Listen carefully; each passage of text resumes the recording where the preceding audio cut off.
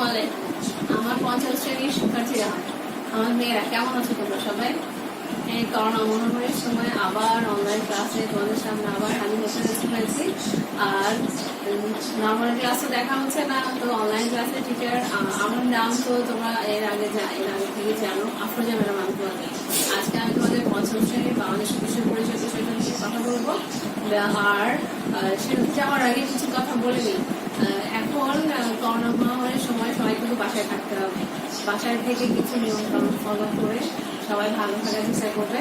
আর আমি দোয়া করি যাতে করে আল্লাহ আমাদের আল্লাহ যাতে আমাদের সবাইকে ভালো, ঠিক আছে, সুস্থ স্বাভাবিক থেকে তারপর পড়াশোনা করবো মনোযোগ সহকারে।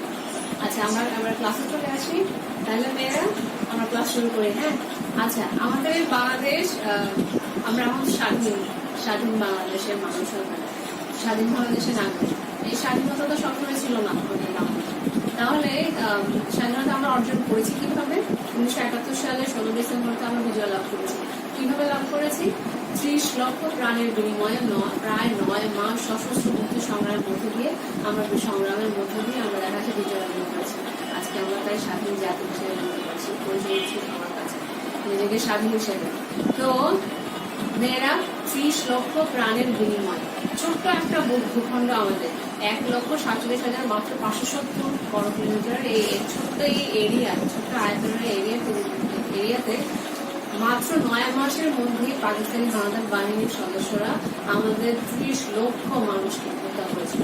আর সেই হত্যাযজ্ঞ নিয়ে আজকে আমরা আলোচনা করছি। তাহলে আজকে আমরা কি করবো? পাকিস্তানি হানাদার বাহিনীর হত্যাযজ্ঞ এই চ্যাপ্টার থেকে প্রথম অধ্যায়ের আমাদের মুক্তিযুদ্ধ অধ্যায়ের পার্ট 4 পাকিস্তান বাহিনীর হত্যাযজ্ঞ এই পার্টটা নিয়ে আমরা আলোচনা করবো আজকে। ঠিক আছে, আমরা সবাই প্রস্তুত? ঠিক আছে, আচ্ছা, এবার চলে আসে আমাদের পড়া। হত্যাযজ্ঞ, ওরা তো দেখা যাচ্ছে যে পাকিস্তান সৃষ্টির পর থেকে ওরা দেখা যাচ্ছে যে আমাদের উপর নানা রকম শোষণ চালিয়ে আসছিল, যে বিভিন্ন ভাবে আমাদেরকে কমিয়ে রাখার চেষ্টা করছিল। তারই ধারাবাহিকতায় আমাদেরকে ভয় দেখানোর জন্য আমরা যখন 52 সালের ভাষা আন্দোলন করলাম, বিভিন্ন ভাবে ওদের কাছ থেকে ওদের বিরুদ্ধে প্রতিরোধ করে তোলার চেষ্টা করছে বিভিন্ন সময়। 19 6 দফা দাবি পেশ করলাম ওদের সামনে। এরপরে দেখা যাচ্ছে যে আইয়ুব খান যখন দেখলো যে 6 দফাকে বিচ্ছিন্নতাবাদী সংগ্রাম হিসেবে যখন ওরা বিচ্ছিন্নতাবাদী আন্দোলন হিসেবে যখন ওরা আখ্যা দিচ্ছিল, তখন আমরা এর পক্ষে গিয়ে না আরো প্রতিবাদ করছিলাম। এরপর ওরা আগরতলা ষড়যন্ত্র মামলা দিয়ে আমাদের নেতৃবৃন্দ যারা ছিল তাদেরকে বন্দী করার চেষ্টা করেছিল। এরপর এর প্রতি গিয়ে আমরা গণ অভ্যুত্থান করেছিলাম। এগুলো আমরা এর গত আলোচনাগুলো আমরা শুনেছিলাম। এরপর কি করেছে ওরা? 1969 সাল ওরা যখন আগরতলা ষড়যন্ত্র মামলায় আমাদের নেতৃবৃন্দ 35 জন, বঙ্গবন্ধু শেখ মুজিব সহ 35 জনকে যখন আসামি হিসেবে, ফাঁসির আসামি হিসেবে ওরা বন্দী করেছিল, তখন থেকে আমরা প্রতিবাদ করলাম, আন্দোলনে নেমে পড়েছিলাম। সেটা 69 গণ অভ্যুত্থান আমরা জানি সবাই। 69 গণ অভ্যুত্থানে যখন মূলভাবে সবাই বিক্ষুব্ধ আন্দোলন চলছিল, তখন আইয়ুব খান ভয় পেয়ে একরকম দেখা যাচ্ছে যে ক্ষমতা ছেড়ে দিয়ে পদত্যাগ করতে বাধ্য হয়েছিল। এরপর ওই দিনই ক্ষমতা আসলে ইয়াহিয়া খান নির্বাচনে আওয়ামী লীগ ক্ষমতা লাভ করলেও দেখা যাচ্ছে আওয়ামী লীগের ক্ষমতা আসতে দেন নাই, কিন্তু নানা রকম ষড়যন্ত্রের পথ বেছে নিচ্ছিলেন। সেরকম একটা ষড়যন্ত্রে হচ্ছে কি সেই হত্যাযজ্ঞ ঘটনা, সেটা দেখতে পাই আমরা 1971 সালের 25শে মার্চ এই হত্যাযজ্ঞটা চালিয়েছিল। তখন 1971 সালের 25শে মার্চ, ঠিক আছে। যদিও সাময়িক ভাষায় এটাকে বলা হয় অপারেশন সার্চলাইট।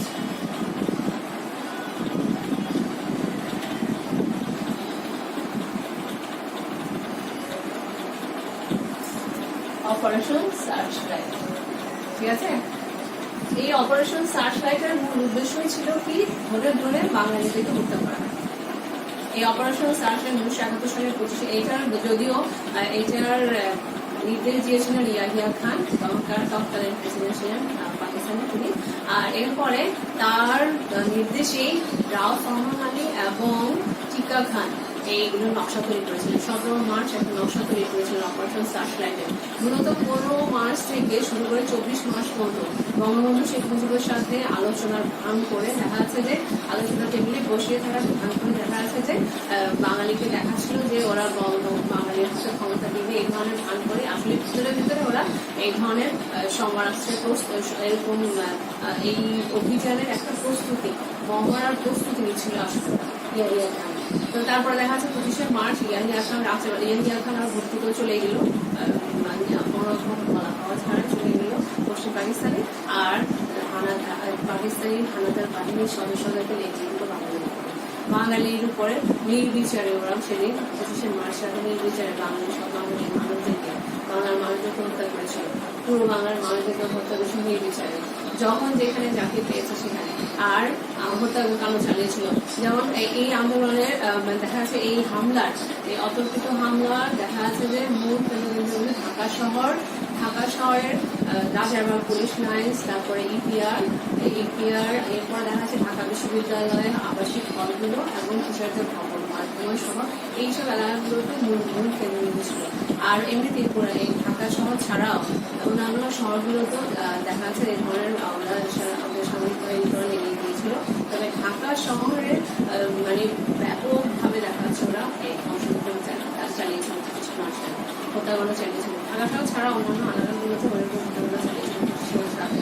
আচ্ছা, রাত 11:30 শুরুটা বলি। রাত 11:30 ঢাকা সেনানিবাস থেকে ব্যারাক থেকে বেরিয়ে পড়ে ওদের তখনকার সময়ের পাকিস্তানি সেনাবাহিনীর সদস্যরা 11:30 থেকে বেরিয়ে পড়ে। এরপরে মধ্যরাত থেকে শুরু করে ওরা ওদের আক্রমণ, অতর্কিত হামলা সাধারণ নিরীহ মানুষের উপর। ওরা প্রথমে দেখা যাচ্ছে যে ফার্মগেট এলাকায় সাধারণ মানুষ যারা মিছিলরত অবস্থায় ছিল রাত্রে, তখন দেখা যাচ্ছে যে ওই নিরীহ সাধারণ মানুষদেরকে ওরা হত্যাকাণ্ড চালিয়েছিল, সাধারণ মানুষদের হত্যা করেছিল। এরপরে দেখা যাচ্ছে যে রাজারবাগ পুলিশ লাইন্সে ওরা যখন রাজারবাগ পুলিশ লাইন্সে অতর্কিতভাবে আক্রমণ চালিয়েছিল, তখন রাজারবাগ পুলিশ লাইন্সের যে সদস্য যারা ছিল, আমাদের বাঙালি সদস্য যারা ছিলেন পুলিশের সদস্যরা, তারা তাদের সিম্পল 303 রাইফেল দিয়ে মানে প্রতিরোধ গড়ে তোলার চেষ্টা করেছিল তখনকার সময়। কিন্তু দেখা যাচ্ছে যে প্রতিরোধ মানে আধুনিক পাকিস্তানি বাহিনীর আধুনিক সমরাস্ত্রের সামনে ওরা বেশি ক্ষতি দেখাতে পারে। আমাদের রাজারবাগ পুলিশের সদস্যদের মানে যে প্রতিরোধটা অত বেশি ওরা ধরে রাখতে পারেনি। আর ওদের হাত সেই দিনই দেখা যাচ্ছে রাজারবাগ পুলিশের অনেক সদস্যকে ওরা সেদিন হত্যা করেছিল, পাকিস্তানি সেনাবাহিনীর সদস্যরা হত্যা করেছিল।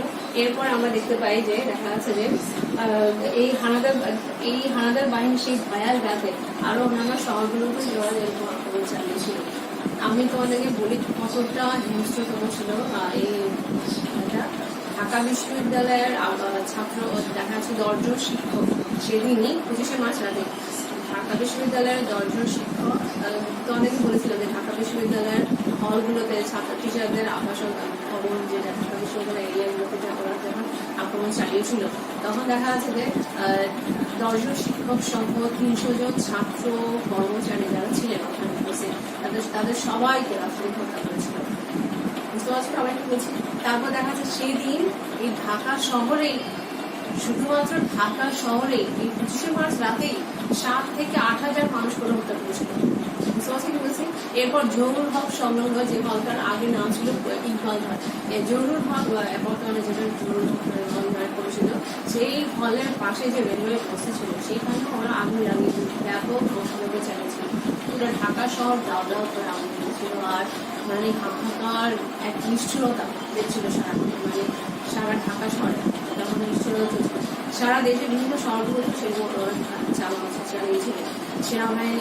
সেনানিবাসের বিভিন্ন সেনাদের বিরুদ্ধেও দেখা যাচ্ছে যে বাঙালি যে সেনা সদস্য ছিল তাদেরকে ওরা হত্যা করেছিল। বুঝতে পারছি কি বলছি? তাহলে কতটা নির্মম ভয়াবহ হত্যাকাণ্ড ওরা ঘটিয়েছিল। আর এই জন্যই এই রাতকে আমরা কাল রাত বলে থাকি। কি নামে ডাকি? কাল রাত।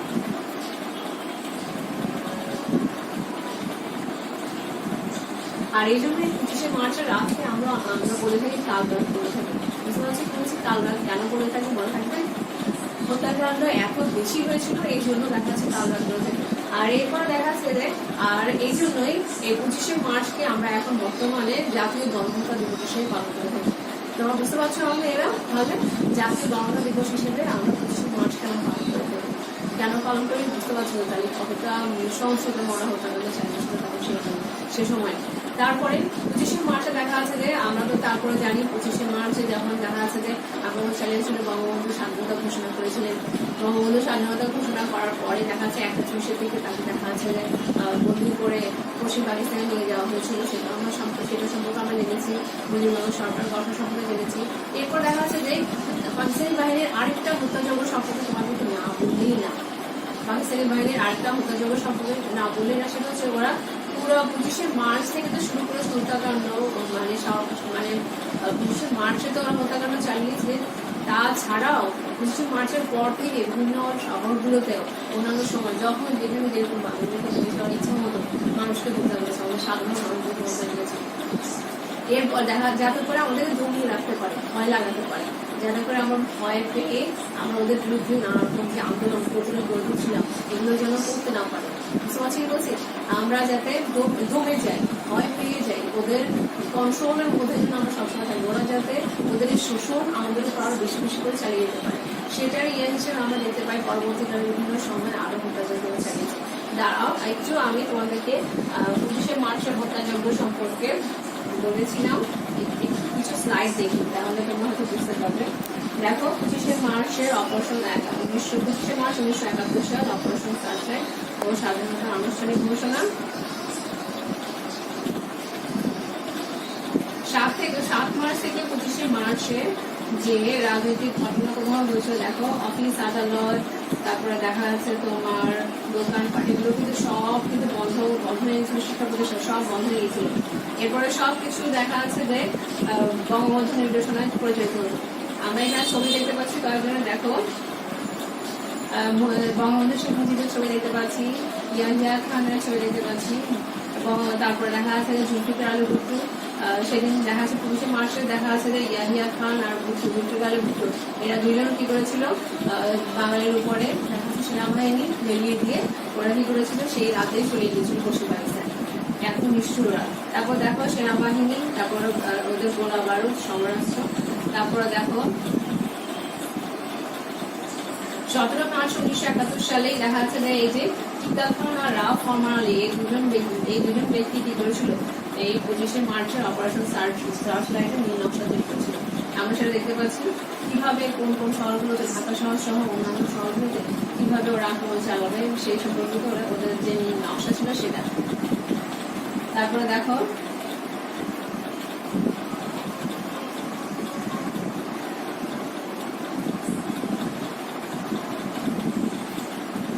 ওদের দেখা আছে নির্দেশ, ইয়াহিয়া খানের নির্দেশে দেখো 25শে মার্চের দেখো এখানে আমরা দেখতে পাচ্ছি ওরা যে হত্যাকাণ্ড চালিয়েছিল সেই স্লাইড গুলো দেখো কিভাবে মানুষ পড়ে আছে মরে। আমরা দেখতে পাচ্ছি দেখো যখন যেখানে জাতি যেভাবে পেয়েছে হত্যা করেছে।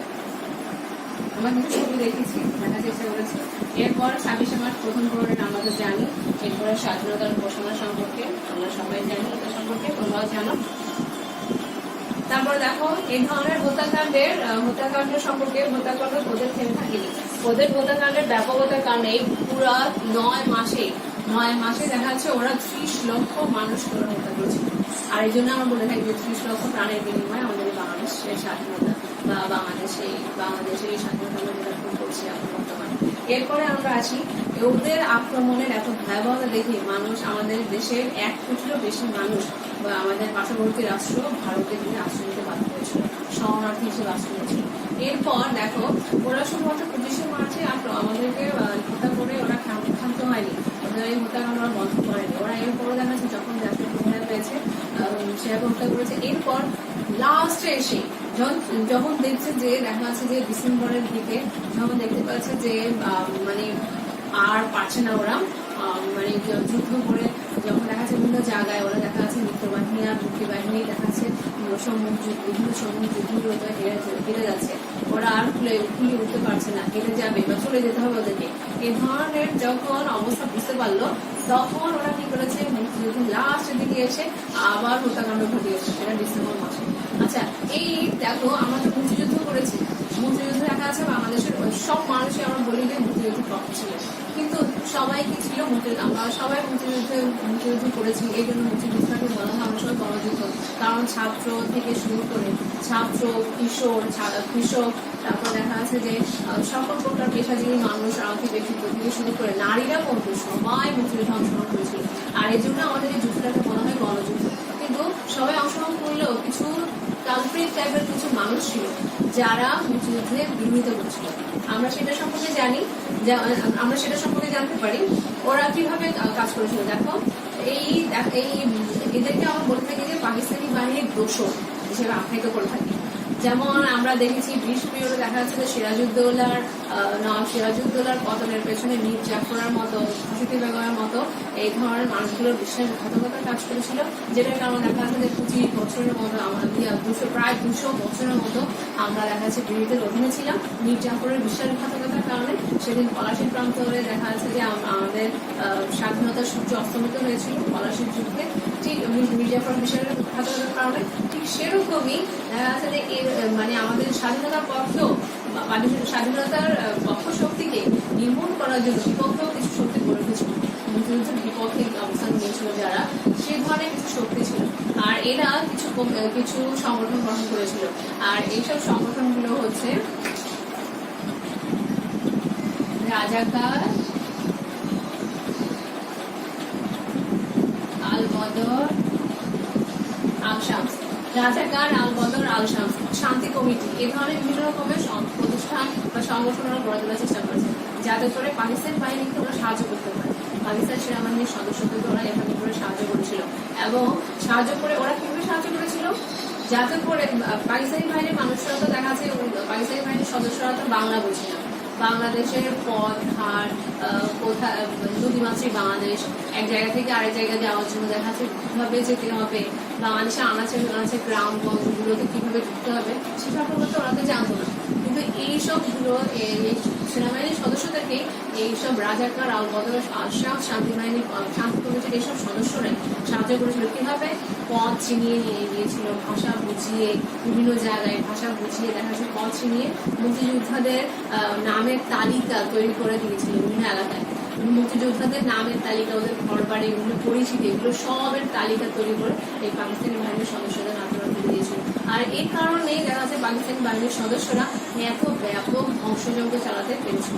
আর না হলে কিন্তু পাকিস্তানি বাহিনীর সদস্যদের পক্ষে গ্রামগঞ্জে ঢুকে আনাচে বিভিন্ন শহর এলাকা ছাড়া গ্রামগঞ্জে ঢুকে বিভিন্ন জায়গায় গিয়ে এত বেশি হত্যাযজ্ঞ চালানো আমার মনে হয় এতটা সম্ভব ছিল না। যদি আমাদের এই দেখা যাচ্ছে যে বলে না ঘরের শত্রু বিভীষণ বলে না, ঠিক সেরকম অবস্থা। দেখো আমাদের এই ঘরের শত্রুর এই যদি সেদিন পাকিস্তানি বাহিনীর সদস্যদেরকে সাহায্য না করতো, তাহলে দেখা যাচ্ছে যে হয়তো এত ধ্বংসযজ্ঞ ব্যাপক আকারে ঘটাতে পারতো না, হয়তো আরো আগেই হয়তো বাংলাদেশ স্বাধীন হয়ে যেতে পারতো। এই দোষরদের কারণে পাকিস্তানি বাহিনী, হানাদার বাহিনী, এই দোষরাই ব্যাপক হত্যাযজ্ঞ চালাতে সাহায্য করেছিল সেদিন। এরা দেখা যাচ্ছে যে পথ চিনিয়ে, ভাষা বুঝিয়ে বিভিন্ন জায়গায় গ্রাম নিয়ে গেছিল। আর কিভাবে বাঙালি মানুষদেরকে ওরা টর্চার করতে হবে, নির্যাতন করতে হবে, সে ধরনের বিভিন্ন কৌশল কিন্তু শিখিয়ে দিয়েছিল এই রাজাকার, শামস, শান্তি কমিটির এইসব সদস্যরা, গৃহীত সদস্যরা, এদেরই খুলে আমরা বলা যায়। ঠিক আছে, বাংলাদেশের মানুষ হিসেবে মনে করাই উচিত, এরা আসলে বাংলাদেশের মানুষ হিসেবে পরিচিত দেওয়া উচিত।